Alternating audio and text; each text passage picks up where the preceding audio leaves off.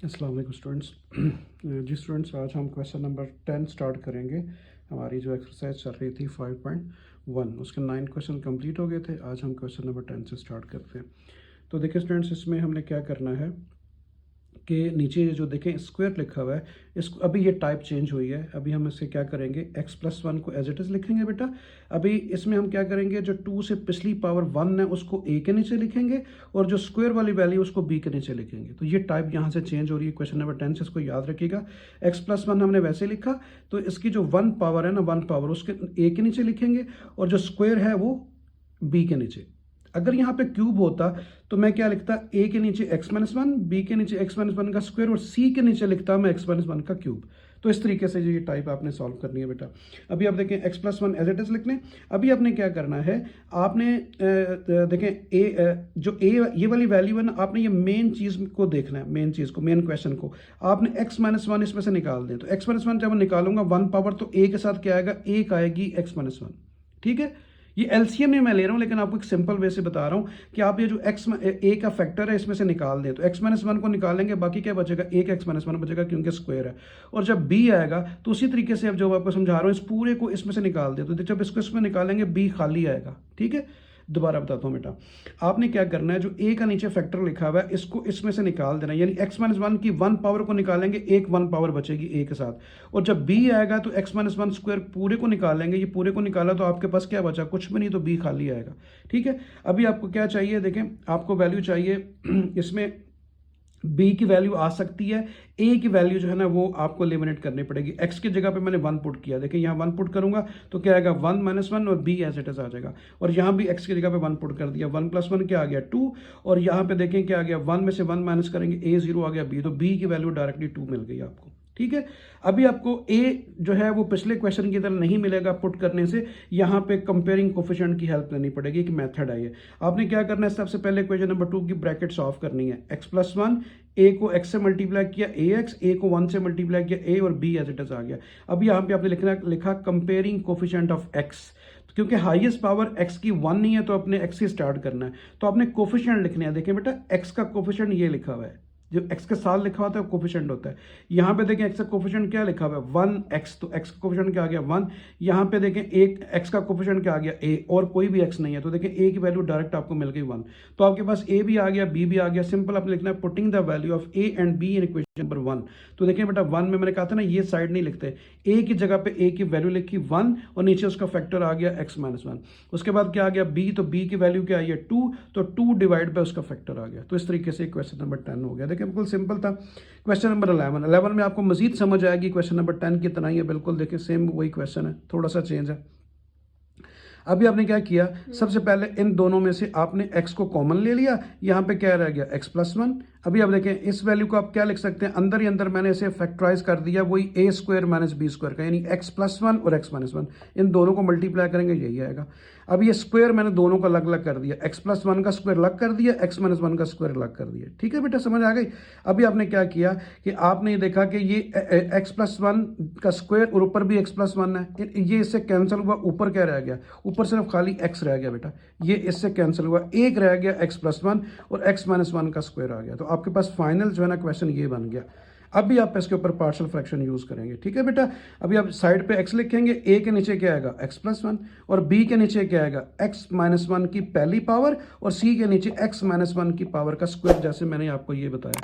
जैसे देखिए बेटा, जब a आएगा तो आपके पास क्या आएगा, x-1 की पावर 1 आएगी, और जब b आएगा तो उसकी सेकंड पावर आ जाएगी। ठीक है, तो इस तरीके से जो है ना वो मैंने यहाँ पे जो आपको समझाया वही लिखा है। ठीक है, x+1 आ गया, b के नीचे x+1 के, अगर आप अपनी आसानी करना चाहते हैं तो 1 लिख लें इधर। तो x-1 का स्क्वायर था पिछले, तो x-1 की 1 पावर b के नीचे आएगी और c के नीचे x-1 का स्क्वायर आ जाएगा। अभी मैंने को क्या तरीका बताया था कि आप ये जो a है, a के साथ फैक्टर कौन सा आएगा, आपने क्या करना है, x+1 को उसमें से निकाल देना है, यानी किस में से, ये देखें, ये जो फाइनल आंसर आया x+1 निकाल दें तो x-1 का स्क्वायर आएगा a के साथ। तो देखिए मैंने a के साथ वही लिखा है। और जब b आएगा तो x-1 को निकाल देंगे, ये देखें ये देखिएगा बेटा, मैं x माइनस वन को बीच में से निकाल दूंगा, एक x माइनस वन बचेगा, एक x प्लस वन बचेगा। तो देखिए b के साथ आपका x प्लस वन और x माइनस वन बच गया। और c का फैक्टर आपने उसमें से निकाल देना मेन क्वेश्चन के डिनोमिनेटर से। तो x माइनस वन का स्क्वायर जब बेटा मैं निकाल दूंगा, बाकी क्या बचेगा x प्लस वन। तो c के साथ सिर्फ खाली x प्लस वन आएगा, वो देखें c के साथ खाली x प्लस वन आ गया। ठीक है, अभी आपने क्या करना है, आपको a चाहिए और b और c में देखिए कॉमन फैक्टर क्या आ रहा है, x प्लस वन। तो देखिए x की जगह पर अगर मैं माइनस वन पुट करूँ तो minus one plus one zero, b zero. यहाँ माइनस वन पुट करूँ तो ये भी क्या आ जाएगा, जीरो, तो a की वैल्यू आ जाएगी। तो put x is equal to minus one, यानी इक्वेशन नंबर 2, ये 2 x की जगह पे माइनस वन, देखें बेटा x की जगह पे माइनस वन। ठीक हो गया, समझ आ रही है ना। और उसके बाद b और c डायरेक्ट जीरो हो गया, मैंने डायरेक्ट जीरो लिख दिया है, डायरेक्ट जीरो लिख दिया है, डायरेक्ट जीरो लिख दिया है। ठीक है ना। तो अभी देखें आपके पास क्या आ गया, यहाँ पे देखें x की जगह पे माइनस वन, फिर ये a आ गया, फिर x की जगह पे माइनस वन, ये माइनस वन आ गया, और उसके बाद b और c को मैं दोबारा बता रहा था आपको, जीरो कर दिया। तो अभी देखिए माइनस वन आपके पास क्या आ गया, आपके पास माइनस टू आ गया, 2 का आप स्क्वायर लेंगे तो 4 आ गया, तो a के साथ आ गया 4a is equal to minus one. ठीक है जी, समझ आ गई बेटा। और इजिकल टू क्या आ गया, माइनस, अभी 4 को आप राइट पे ले जाएंगे, 4 डिवाइड हो जाएगा, a की वैल्यू 1/2 आ गई विद माइनस साइन। अभी आपको क्या चाहिए, b चाहिए, तो आप b देखें, आपने याद रखना है जिनके साथ दोनों फैक्टर आए, एक प्लस का और एक माइनस का, उसकी वैल्यू डायरेक्ट नहीं आ सकती, यानी पुट करने से नहीं आएगी, वो कंपेयरिंग कोफिशिएंट से आएगी। जिसका सिंगल फैक्टर लिखा हुआ है ना, a और c के साथ देखिए एक एक फैक्टर लिखा है, तो a और c आ सकता है। जिसके साथ दो लिखे हैं वो डायरेक्ट नहीं आएगा, कंपेयरिंग कोफिशिएंट से आएगा, कंपेयरिंग कोफिशिएंट से। देखिए b वैसे आया। तो अभी आप देखें आपको c चाहिए, तो आप a और b में कॉमन फैक्टर देखें, a और b में कॉमन फैक्टर है x माइनस वन। तो x की जगह पे 1 पुट करेंगे, 1 पुट किया, 1 minus one, b zero, 1 put किया, 1 माइनस वन, a भी जीरो, c की वैल्यू आ जाएगी। तो आपने क्या लिखा, put x is equal to 1। तो देखिए बेटा x की जगह पे 1 आ गया, फिर ये देखें a जीरो हो गया, आपका b भी जीरो हो गया, a जीरो, b जीरो, और c की जगह पे इधर x की जगह पे मैंने 1 पुट कर दिया, 1 प्लस वन 2, 2c आ गया, 2c इज इक्वल टू 1। तो आप 2 को राइट पे ले जाएंगे, डिवाइड हुआ, c की वैल्यू 1/2 आ गई। अभी आप कंपेयरिंग कोफिशिएंट जब भी आप इस्तेमाल करते हैं तो आपको ब्रैकेट्स ऑफ करनी पड़ती हैं इक्वेशन नंबर 2 की। तो देखिए बेटा ये आ गया x, और ये मैंने फार्मूले से ओपन किया, a minus B whole square, a square plus B square minus 2ab से ओपन कर दिया ये, और उसके बाद b आ गया। अभी आप देखें a square minus B square का फार्मूला बन रहा है ना, a plus B, a minus B, तो x स्क्वायर माइनस वन आ गया, उसकी जगह मैंने ये लिख दिया। ठीक है, और उसके बाद c x प्लस वन को मैंने एज इट इज लिखा है। अभी मैंने ब्रैकेट ऑफ करनी है।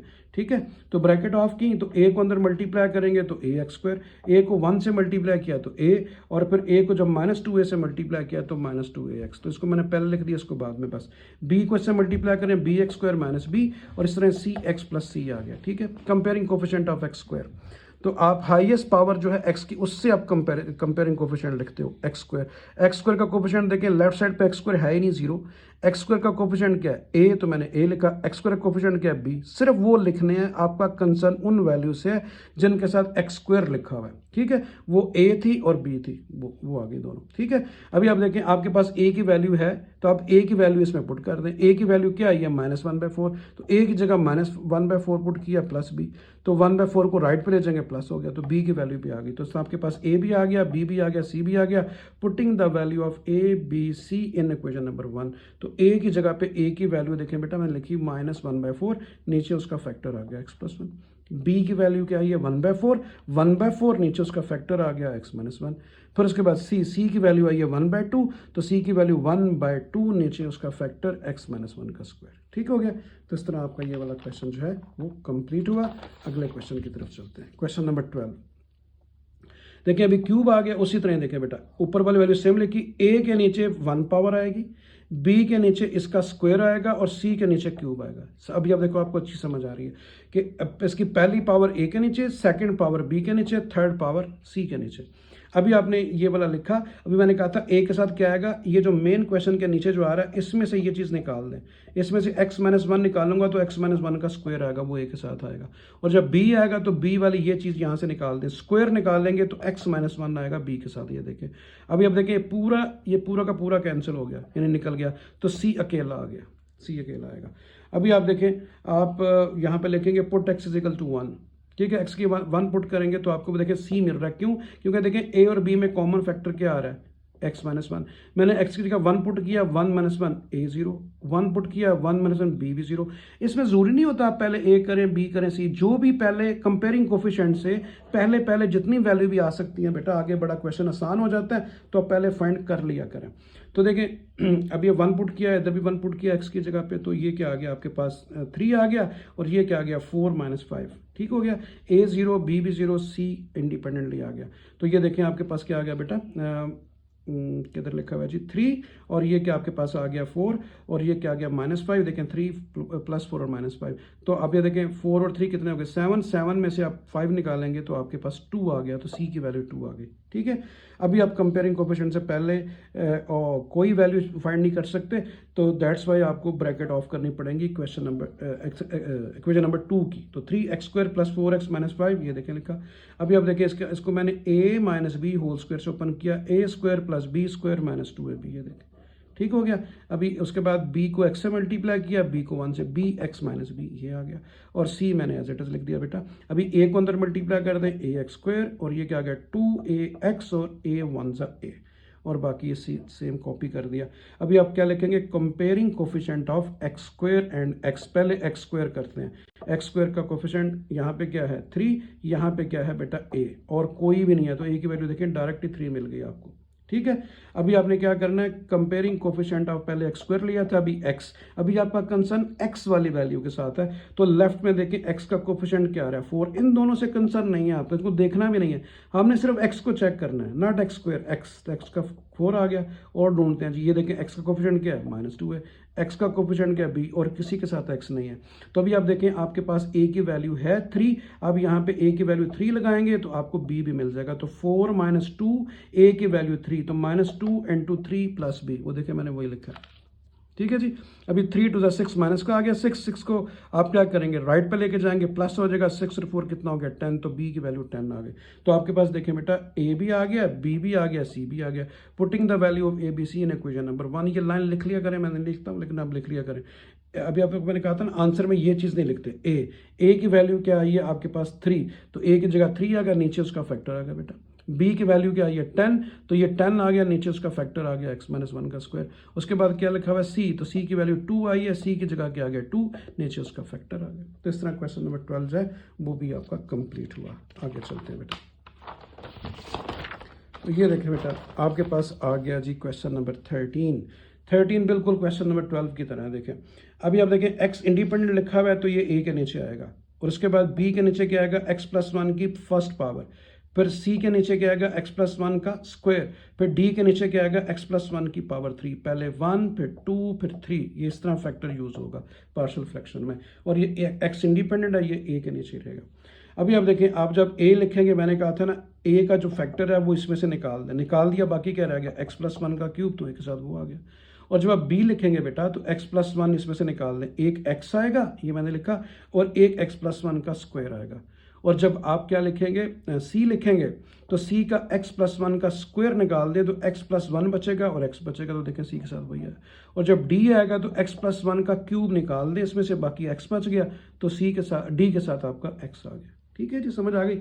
अभी आप देखें x की जगह पे आप 0 पुट करें, ठीक है, x की जगह पे 0 पुट करेंगे तो क्या होगा, देखें आप b और c में कॉमन फैक्टर देखें x आ रहा है, इधर भी x है इधर भी x है, मैं यहाँ 0 लगाऊंगा b 0, यहाँ 0 लगाऊंगा c भी 0, मुझे a मिल जाएगा। तो पुट x = 0 इन इक्वेशन नंबर 2, ये आपकी इक्वेशन नंबर 2 ये। तो देखिए बेटा ये 1 आ गया, उसके बाद x की जगह पे क्या पुट किया 0, और ये 1 आ गया, इधर मैं 0 पुट करूंगा सारा 0 0, इधर मैं 0 पुट करूंगा x का, ये भी सारा 0 आ गया, ठीक है, और इधर मैं 0 पुट करूंगा तो d भी 0, ठीक है जी।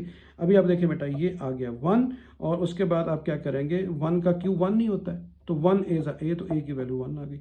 उसके बाद देखिए आपने क्या लिखा, आपने लिखा पुट x = -1, तो देखिए -1 पुट करने से क्या आएगा d की वैल्यू आ जाएगी, क्योंकि देखिए x + 1 x + 1 x + 1 तीनों में कॉमन फैक्टर है, ये देखिए तीनों में। यहाँ -1 लिखेंगे, -1 + 1 0, ये भी 0, यहाँ -1 लिखेंगे, -1 + 1 0, ये भी 0, यहाँ जब आप -1 लिखेंगे बेटा -1 + 1 0, c भी 0, d आ जाएगा। तो देखिए मैंने वही लिखा है, यहाँ पे 1 आ गया, पुट x = -1, यहाँ पे तो एज इट इज 1 आ गया, ए 0, बी 0, सी 0 आपको समझा चुका हूँ, और डी आ गया, एक्स की जगह पे क्या पुट करना है, -1। तो आपके पास -d इज इक्वल टू 1, यहाँ पे d इज इक्वल टू -1 आ गया। तो d की वैल्यू, a और d की वैल्यू कंपेयरिंग कोफिशिएंट से पहले आ गई। अभी आपने क्या करना है, कंपेयरिंग कोफिशिएंट से पहले क्या स्टेप होता है कि आपने ब्रैकेट ऑफ करनी होती है इक्वेशन नंबर 2 की। ये आपकी इक्वेशन नंबर 2, इसकी ब्रैकेट ऑफ करते हैं। तो x + 1 होल क्यूब का फार्मूला, क्यूब का फार्मूला क्या होता है, a + b whole cube formula, a³ + 3a² b + 3ab² + b³। मैंने उस क्यूब का फार्मूले को अप्लाई किया बेटा, प्लीज़ इसको याद रखिएगा। a आपके पास x है, b आपके पास 1 है, तो a + b होल क्यूब का फार्मूला ये मैंने ओपन किया। ठीक है जी। इसी तरह ये b आ गया, और ये क्या आ गया, a + b होल स्क्वायर का फार्मूला, a² + b² + 2ab, वो ये ओपन किया। और उसके बाद मैंने x को अंदर मल्टीप्लाई कर दिया, x² आ गया, और ये x आ गया, c एज इट इज। उसके बाद ब्रैकेट ऑफ की, a के साथ ax³, a के साथ 3ax², और a को इससे मल्टीप्लाई किया 3ax, तो ये 3ax आ गया। a को 1 से मल्टीप्लाई किया a, b को मल्टीप्लाई किया bx², b को 2 से मल्टीप्लाई किया 2bx, और उसके बाद आ गया देखिए 2bx, ये साथ x भी है बेटा, ये x भी अंदर मल्टीप्लाई होगा, सॉरी ये x भी अंदर मल्टीप्लाई होगा। पहले क्या आएगा, bx³, ठीक हो गया। फिर क्या आएगा 2bx, ये भी x है तो x²। फिर आखिरी क्या आएगा, b1 b into x bx, और ये cx² और प्लस cx आ गया, और ये आपने लिख दिया। ठीक है बेटा। अच्छा जी, उसके बाद हमारे पास dx इसमें मिस हो रहा है, इसको प्लस अब dx भी लिख लें, प्लस dx, ये वाली वैल्यू ये मिस हो गई थी बीच में मल्टीप्लाई करते हुए। ठीक है जी। अच्छा, अभी आप देखें, आपके पास ये 1 आ गया, ये ब्रैकेट ऑफ की, सारा मल्टीप्लाई किया, और यहाँ पे सिर्फ मिस हो रहा है dx, तो आप dx भी लिख लें। ठीक है जी, सही हो गया। ये वाला dx नहीं आ रहा था बीच में, यहाँ तक ब्रैकेट ऑफ की थी। तो comparing coefficient of highest power x³ है, तो x³ से स्टार्ट करेंगे। तो पहले x³ बाद में x²। x³ किसके साथ है, लेफ्ट साइड पे नहीं है 0, a के साथ है, a आ गया। इधर से b के साथ है तो b आ गया। अभी आपके पास देखें a की वैल्यू आ चुकी है, a की वैल्यू इसमें पुट करेंगे। a की वैल्यू क्या है, 1, मैंने a की जगह पे क्या पुट किया, 1, और साथ आ गया b, तो 1 को राइट पे ले जाएंगे तो माइनस, देखें b की वैल्यू भी आ गई। अभी आपने क्या लिखा, कंपेयरिंग कोफिशिएंट ऑफ x²। अभी आपका कंसर्न x² के साथ है, कहाँ देखना होता है, ये वाली इक्वेशन, इसको देखना होता है। तो लेफ्ट साइड पे देखें, नहीं x² तो 0 आ गया। x² का कोफिशिएंट क्या है, 3a, वो देखें 3a। x² का कोफिशिएंट क्या है, 2b, तो 2b, सिर्फ आपने उसको देखना है। x² का कोफिशिएंट क्या है, c, तो आपने c लिख दिया। ठीक है, बात समझ आ गई। अभी आपने क्या करना है, a और b की वैल्यू पुट करनी है। देखें a की वैल्यू क्या है, a की वैल्यू क्या है, वो देखें 1, तो मैंने a की जगह पे क्या लिख दिया 1, और उसके बाद क्या आ रहा है प्लस, ये देखें प्लस आ गया, 2 आ गया, b की वैल्यू क्या है बेटा, -1। आप ये कह लें इसे इक्वेशन नंबर 3 का नाम दे दें, तो आप लिख सकते हैं putting the value of a and b in equation number 3, तो आप ये लिख सकते हैं। ठीक है, मैंने थोड़ा सा डायरेक्ट कर दिया। a की जगह a की वैल्यू लिखी है बेटा 1, ये देखें, और उसके बाद फिर b की जगह b की वैल्यू लिखी है -1, c एज इट इज आ गया। तो ये आ गया 3 1 3 और -2, 3 में से आप 2 माइनस करेंगे तो क्या आएगा, 1 आएगा, और 1 को जब राइट पे ले जाएंगे तो माइनस हो जाएगा। थोड़ी सी स्पेस कम थी, मैं चाह रहा था क्वेश्चन कंप्लीट हो जाए, तो एक दो स्टेप मैंने मिस कर दिया, तो बता देता हूँ दोबारा। 3 1 3 और 2 1 2, 3 में से 2 1 को मैं राइट पे ले गया तो वो माइनस हो गया, तो सी की वैल्यू -1 है। आपके पास ए भी आ गया, बी भी आ गया, सी भी आ गया, डी भी आ गया। अभी मैंने इसकी वैल्यूज पुट कर दी है। ठीक है, समझ आ गई बेटा। दोबारा देख लेते हैं। a की वैल्यू 1 आई है, तो 1 डिवाइड बाय x, ये देखें। b की वैल्यू आपके पास क्या आई है, -1, तो -1 डिवाइड बाय x + 1, ये देखें।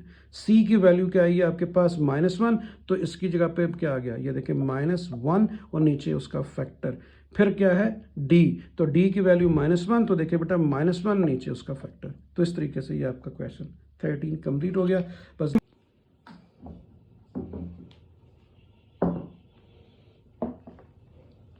जी स्टूडेंट्स, अभी हम क्वेश्चन नंबर 14 करेंगे। तो क्वेश्चन नंबर 14 जो है उसमें आपने क्या करना है कि सिंपल देखें, आपने नॉमिनेटर को यहाँ पे लिख लिया, और उसके बाद a के नीचे फर्स्ट फैक्टर आ गया, और b के नीचे क्या आएगा, आपने इसकी फर्स्ट पावर इसके साथ लिखनी है x - 1 की, और x - 1 की जो स्क्वायर है वो आपने c के साथ लिखना है। अभी आपने इस साइड पर लिख दिया। फिर आपको मैंने बोला था कि ये जो आपने इसको देखना है, यानी एलसीएम को। आपने ये वाली वैल्यू इसमें से निकालनी है, रिमेनिंग वैल्यू ए के साथ आएगी, इसको इसमें से निकाल दिया तो x माइनस वन आ गया, देखिए x माइनस वन का स्क्वायर ए के साथ आ गया। b की वैल्यू आपने इन दोनों में से निकाल दी है, देखिए 1 पावर यहाँ से निकल गई, एक x प्लस वन आएगा, एक x माइनस वन आएगा। और जब आप c लिखेंगे तो x माइनस वन का स्क्वायर आप इसमें से निकाल देंगे तो इसका मतलब है c के साथ सिर्फ x प्लस वन आएगा, वो देखें, ठीक है। अभी आपने क्या करना है, वही ए बी सी की वैल्यू फाइंड करनी है। तो यहाँ पे देखिए बेटा, मैं मुझे क्या चाहिए, ए अगर चाहिए तो बी और सी में देखिए कॉमन फैक्टर क्या आ रहा है, एक्स प्लस वन, जो बताता आ रहा हूँ आपको, ठीक है। X plus one common factor है, देखिए एक्स की जगह माइनस वन पुट करूंगा तो minus one plus one zero, B सारा जीरो हो गया। इधर भी मैं एक्स की जगह माइनस वन पुट करूंगा, minus one plus one, C भी जीरो हो गया, ए आ जाएगा। तो देखिए 4 लिखा बेटा, एक्स की जगह पे माइनस वन, फिर एक्स की जगह पे माइनस वन और ए आ गया आपके पास, और एक्स की जगह पे देखिए माइनस वन लिखा, ये फिर ये माइनस वन आ गया, बी जीरो हो गया, सी भी जीरो हो गया, इसको मैंने डायरेक्ट लिख दिया, ठीक है जी। अभी 1 का स्क्वायर आपको पता है, माइनस वन का स्क्वायर 1 नहीं होता, 1 को 4 से मल्टीप्लाई किया तो 4 है, ठीक है, समझ आई। मैंने ये साइड पहले लिख दी है, माइनस वन माइनस टू आ गया, माइनस टू का स्क्वायर लूंगा तो 4 आएगा, वो मैंने लेफ्ट पे लिख दिया, इसको मैंने राइट पे लिख दिया, देखिए 4 आ गया, 3 1 जा 3 आ गया और ये 1 आ गया, ठीक है जी। अभी आप देखिए 4 3 कितना हो गया, 7 प्लस 8, इसका मतलब है 4a इज इक्वल टू 8 आ गया। तो मैंने 4 को राइट पे ले गया, डिवाइड किया तो 4 2 जा 8, आपके पास क्या आंसर आ गया, a की वैल्यू 2 आ गया, ठीक है जी। इसी तरीके से आगे मूव करते हैं। तो देखिए बेटा, अभी मैंने क्या किया, put a is equal to 2, put x is equal to 2, sorry वो a की वैल्यू लिखी हुई है, put x is equal to 1। अभी अब देखें, मुझे b चाहिए तो मैं देख रहा हूँ a और c में जो कॉमन फैक्टर है वो क्या आ रहा है, वो आ रहा है आपके पास, अच्छा इसमें जो है ना आपके पास c की वैल्यू आ सकती है, c की वैल्यू आ सकती है b के नहीं। मैंने आपको बोला भी था पहले कि जहां पे दोनों फैक्टर इकट्ठे आ रहे हो किसी भी वैल्यू के साथ तो उसकी वैल्यू आप सब्स्टिट्यूट करने से नहीं फाइंड कर सकते। देखिए यहाँ पे सिंगल फैक्टर है, c भी आ सकता है, यहाँ पे सिंगल फैक्टर है, a आ सकता है। अभी मैंने लिखा put x is equal to 1, तो आपने 1 देखे बेटा, पुट किया 4 और x की जगह पे 1, फिर देखें 3 x की जगह पे 1, फिर देखें ये डायरेक्टली जो है वो a जीरो हो गया। जब आप यहाँ 1 पुट करेंगे 1 माइनस 1 जीरो, a जीरो हो गया, तो देखिए a की जगह जीरो लिख दिया। यहाँ पे जब मैं 1 पुट करूंगा 1 माइनस 1 जीरो, b भी सारा जीरो हो गया, b जीरो आ गया, c आ गया, इसकी जगह मैंने 1 पुट कर दिया तो ये आ गया 1 प्लस 1, ठीक है स्टूडेंट्स। अभी अब देखें, ये आ गया 4, ये आ गया 3 और ये आ गया 1, तो मैंने इसको राइट साइड पे लिख दिया। इस साइड पे 1 प्लस 1 2 आ रहा है, 2 को c से मल्टीप्लाई किया, 2c is equal to 4 minus 3 plus 1। तो ये देखें 4 और 1 कितना हो गया, 5, 5 में से 3 2, तो 2c इज इक्वल टू 2। तो वो देखें मैंने यही लिखा है 2c इज इक्वल टू 2, 2 को लेफ्ट पे ले आएंगे, डिवाइड होगा, c की वैल्यू 1 आ गई। तो आपके पास देखिए a और c आ चुके हैं। अभी b की वैल्यू डायरेक्ट नहीं आ सकती, उसके लिए आपको कंपेयरिंग कोफिशिएंट का साथ लेना पड़ेगा। अभी आप ब्रैकेट्स ऑफ करते हैं बेटा। अभी देखिए 4x square minus 3x plus 1, आपको मैंने बोला ये जो इक्वेशन नंबर 2 होती है इसकी ब्रैकेट्स ऑफ करते हैं कंपेयरिंग कोफिशिएंट से पहले। तो मैंने ये सारा वैसे ही लिखा, इसका फार्मूला ओपन किया वही a minus B whole square से, a square plus B square minus 2ab। तो देखिए मैंने ये वही ओपन किया बेटा। उसके बाद ये आ गया b। अभी आप देखें, फिर वही देखें a प्लस बी और a माइनस बी का फार्मूला बन रहा है। ये देखिए x प्लस 1 x माइनस 1, तो x स्क्वायर माइनस 1 का स्क्वायर बन गया, मैंने b के साथ वही लिख दिया, ठीक है। अगर आप कंफ्यूज होते हैं तो आप ब्रैकेट ऑफ कर लें, फिर भी ये आंसर आएगा। अभी आप देखें c x प्लस 1 को मैंने एज इट इज लिख दिया। उसके बाद देखें मैंने a को अंदर ब्रैकेट्स ऑफ की, a x square minus 2ax plus a आ गया, ये देखें। और उसके बाद b को अंदर मल्टीप्लाई किया तो bx स्क्वायर माइनस b आ गया और c x प्लस c आ गया। ब्रैकेट्स ऑफ हो गई, सारे कोफिशिएंट इंडिपेंडेंट हो गए। अभी आपने लिखना है comparing coefficient of x square. मैंने कहा था जो मैक्सिमम पावर होती है x की उससे स्टार्ट लेते हैं। तो x स्क्वायर कोफिशिएंट देखें, इस तरफ क्या 4, इस तरफ क्या a और इस तरफ क्या है b, तो a प्लस b आ गया, ये देखें इज इक्वल टू 4। अभी आपके पास देखें a की वैल्यू है, तो a की वैल्यू आपने यहाँ पे पुट कर दी, देखें 2 प्लस b आ गया, 2 को लेफ्ट पे लेंगे माइनस हो जाएगा, तो b की वैल्यू क्या आ जाएगी 2। तो आपके पास ए बी सी आ गया। अभी आपने लिखना है putting the value of A B C in equation number 1, ये इक्वेशन नंबर 1, ठीक है बेटा। यहाँ पे आपने पुट कर दिया ए की जगह पे ए की वैल्यू, ए की वैल्यू क्या है 2, तो मैंने 2 लिखा, नीचे उसका फैक्टर आ गया x प्लस 1, ठीक है। उसके बाद आगे क्या किया, फिर फार्मूले में क्या आ गया b, तो b की वैल्यू देखें क्या है 2, तो b की जगह 2 पुट किया, नीचे x माइनस 1 आ गया। फिर उसके बाद क्या है c, तो c की वैल्यू क्या है, c की वैल्यू 1 है, तो देखिए बेटा 1 लिखिए, नीचे उसका फैक्टर आ गया। तो इस तरह क्वेश्चन नंबर आपका 14 भी क्लियर हो गया। बिल्कुल वही रूटीन में क्वेश्चंस हैं, कुछ थोड़ा सा ही चेंज आ रहा है, बाकी उसी तरह ही है। तो इसका लास्ट क्वेश्चन करते हैं इस एक्सरसाइज का, वो है हमारा क्वेश्चन नंबर 15। तो 15 में देखिए क्वेश्चन आपको दिया हुआ स्टूडेंट्स। अभी आप क्या करेंगे बेटा, ये देखें नीचे वाला क्वेश्चन जो है ना सिंप्लीफाई नहीं हो सकता, विद इन द ब्रैकेट्स आप इसको इसी तरह यूज करेंगे।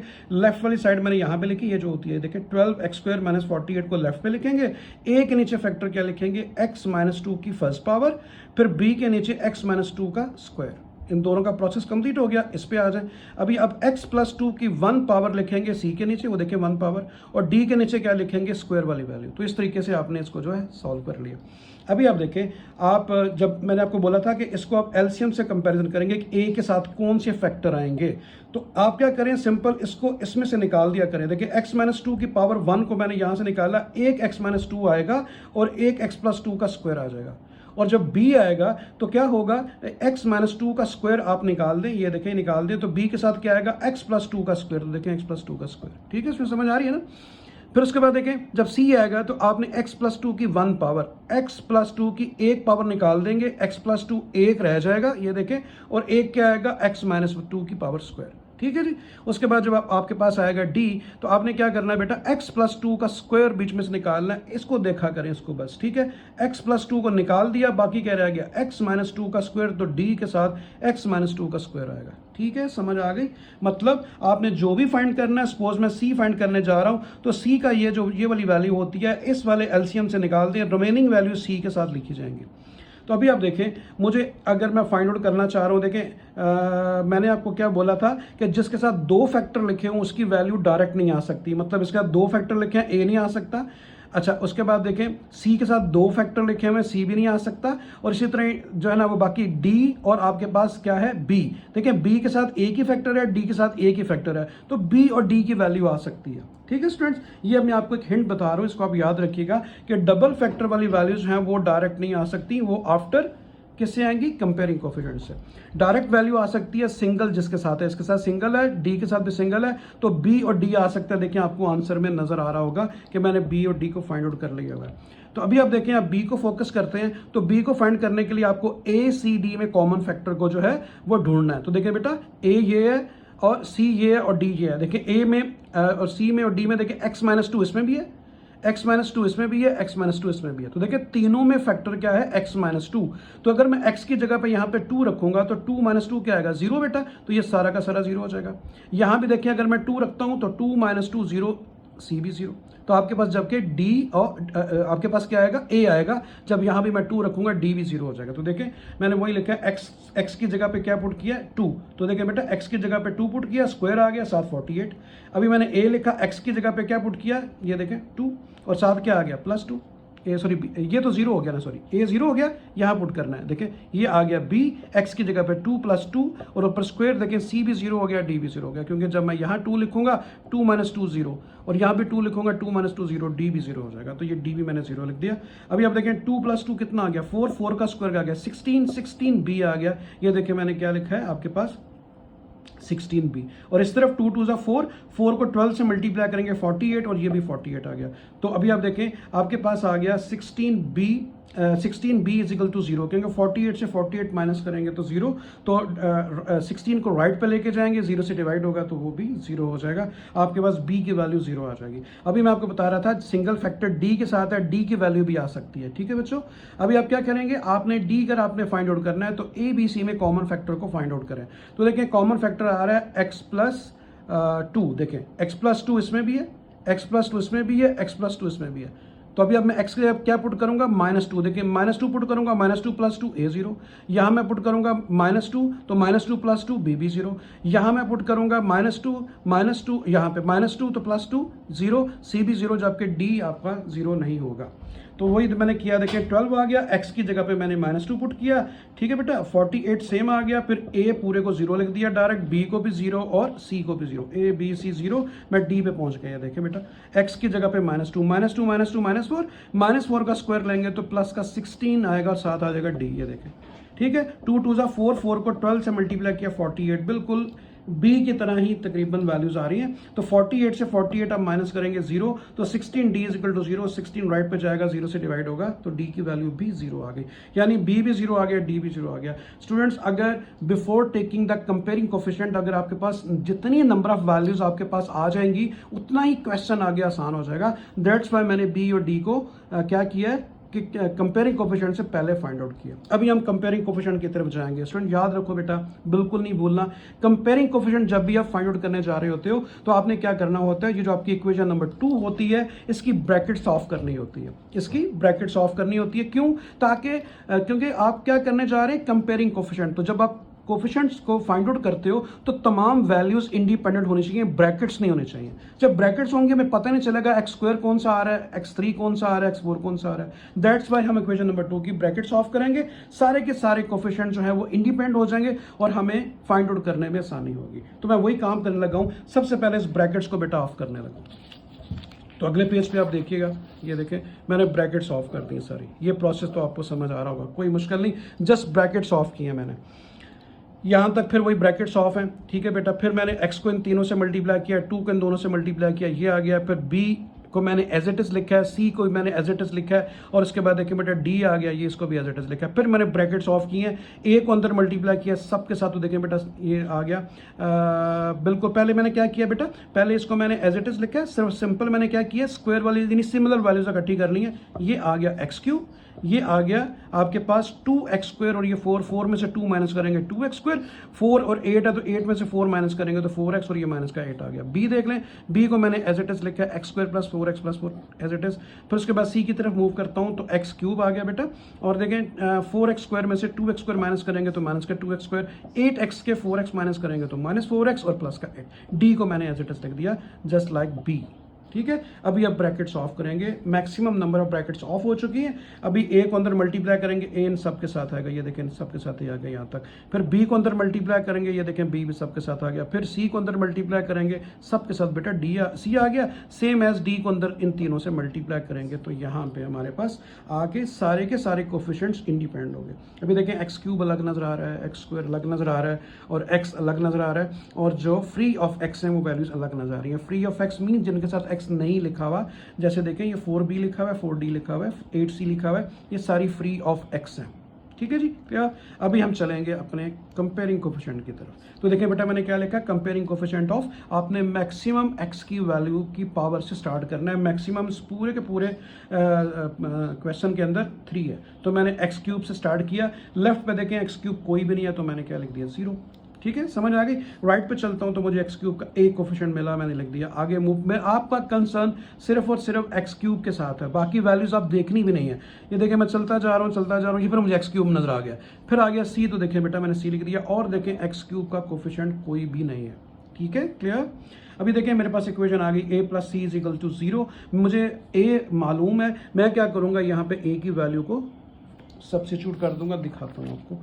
बल्कि आपके पास b है, सॉरी b की वैल्यू 0 है, तो b की वैल्यू यहाँ पे आप पुट कर दें। आपके पास यहाँ पे b और d है, और यहाँ आपके पास क्या है, a और c। तो इट्स मीन आप क्या करेंगे, आप आगे मूव करेंगे x² के कोफिशिएंट की तरफ, क्योंकि a और c कहीं आपके पास वैल्यू है नहीं, दैट्स वाई आप कोई सब्स्टिट्यूट वैल्यू नहीं कर सकते। आप मूव करेंगे x² कोफिशिएंट की तरफ। ले जी वापस चलते हैं, इस यहाँ पे x² का कोफिशिएंट क्या है बेटा 12। आगे चलते हैं, x² का कोफिशिएंट 2a, x² का कोफिशिएंट b, ये देखें b लिख दिया। x² का कोफिशिएंट -2c लिख दिया। x² का कोफिशिएंट d आ गया, तो मैंने d लिख दिया। तो ये आपके पास एक इक्वेशन नंबर 4 आ गई। तो मैंने अभी यहाँ पे क्या लिखा है, putting the values of b and d in equation number 4। b d देखें बेटा, आपके पास b और d है, वो यहाँ पे पुट करेंगे, आपके पास a और c आएगा। तो देखें इक्वेशन नंबर 3 में भी आपको a और c नजर आ रहा है। मैं इक्वेशन नंबर 3 को, और फिर उसके बाद जो इक्वेशन नहीं आएगी मेरे पास 4, मैं दोनों को साइमल्टेनियसली सॉल्व करूंगा, मुझे क्या मिल जाएगा, जो मेरे पास अननोन वैल्यूज हैं। तो चलता हूं उस तरफ। Putting the values of b and d in equation number 4। ये 4 है, तो आपको पता है b और d दोनों 0 वैल्यू हैं। देखिए मैं आपको दोबारा दिखाता हूँ, ये देखें b भी 0 है, d भी 0 है, तो मैंने वो वैल्यू सब्स्टिट्यूट करने लगा हूँ। देखिए बच्चों 12 लिखा, 2a लिखा, और b की जगह 0 लिखा, -2, फिर d की जगह फिर मैंने 0 लिख दिया। ठीक है स्टूडेंट्स, नजर आ रहा है ना। अभी अब देखें ये आ गया 2a - 2c। अभी इन दोनों में से मैंने 2 कॉमन लिया और लेफ्ट पे जाके डिवाइड किया 12 के साथ, तो वो 6 आ गया, तो a - c = 6 आ गया। तो देखिए बेटा जरा अभी थोड़ा सा गौर करें, आप इक्वेशन नंबर 3 को, वो a + c = 0 है, और 5 आपके पास क्या है, a - c = 6। तो ऐड कर दें दोनों को, यानी इक्वेशन नंबर 3 को और इक्वेशन नंबर 5 को, दोनों को ऐड करें। क्यों ऐड करूंगा, c कैंसिल होगा और मुझे a मिल जाएगा। तो मैंने लिखा एडिंग 3 and 5। तो आगे मूव करते हैं। तो देखिए बेटा मैंने दोनों को ऐड किया, a + a 2a आ गया, c से कैंसिल हुआ 6, 2 को राइट पे ले गया, 6 से डिवाइड हुआ, a की वैल्यू मुझे 3 मिल गई। अभी आपके पास सिर्फ और सिर्फ c की वैल्यू रह गई। अभी आप क्या लिखेंगे, putting the value of a आपके पास आ चुका है, b भी आपके पास आ चुका है, d भी आ चुका है, तो आप लिखेंगे putting the value of a b d in equation number 4। Equation number 4 में आप a b और d की वैल्यू पुट करेंगे। ये आपकी इक्वेशन नंबर 4 है। यहाँ पे मैं क्या करूँगा, ए की, बी की, डी की पुट करूँगा, सी की आ जाएगी। तो देखिए बेटा मैंने यही काम किया, ठीक है। मैंने ए की वैल्यू पुट की है ये, ठीक है, ये आपको नजर आ रही है 3, बी की वैल्यू आपको पता था 0 है, डी की वैल्यू भी 0 है। तो ये 3 2 6 आ गया बेटा, ये क्या आ गया -2 इज इक्वल टू 12। अभी आप क्या करेंगे, 6 को राइट पे ले जाए, माइनस हो गया 12 में से 6 2 को राइट पे लेके जाएंगे तो डिवाइड होगा, और आपको 2 3 6 मैंने डायरेक्टली लिख दी। तो आपके पास ए बी सी डी की जब वैल्यू आ जाए तो फाइनली आपने क्या करना है, आपने सब्स्टिट्यूट करनी है वैल्यूज इन इक्वेशन नंबर 1। तो क्वेश्चन नंबर 1 में मैंने ये वैल्यू पुट कर दी, ठीक है बेटा, ये आपको आंसर मिल गया। ए की वैल्यू 3 थी तो देखिए बेटा मैंने 3 लिख दी, नीचे उसका फैक्टर आ गया। बी की वैल्यू 0 थी, मैंने 0 लिखे, नीचे उसका फैक्टर। सी की वैल्यू 3 थी और ये देखिए आपके सामने लिखी हुई है -3, तो -3 नीचे उसका फैक्टर आ गया। डी वैल्यू 0 थी, 0 डिवाइड बाई x प्लस 2 का स्क्वायर। इसको थोड़ा सा सिंप्लीफाई कर दिया, 0 upon something is equal to 0 होता है बच्चों, ठीक है। इन दोनों टर्म्स को लिखने की जरूरत नहीं, फाइनल आंसर में 3 डिवाइड बाई x माइनस 2 और -3 डिवाइड बाई x प्लस 2। तो ये आपके पास जो है आज हमने एक्सरसाइज को कंप्लीट कर लिया। अभी इंशाल्लाह नेक्स्ट एक्सरसाइज के लिए दोबारा हाजिर होऊंगा, उस वक्त के लिए अल्लाह हाफिज़।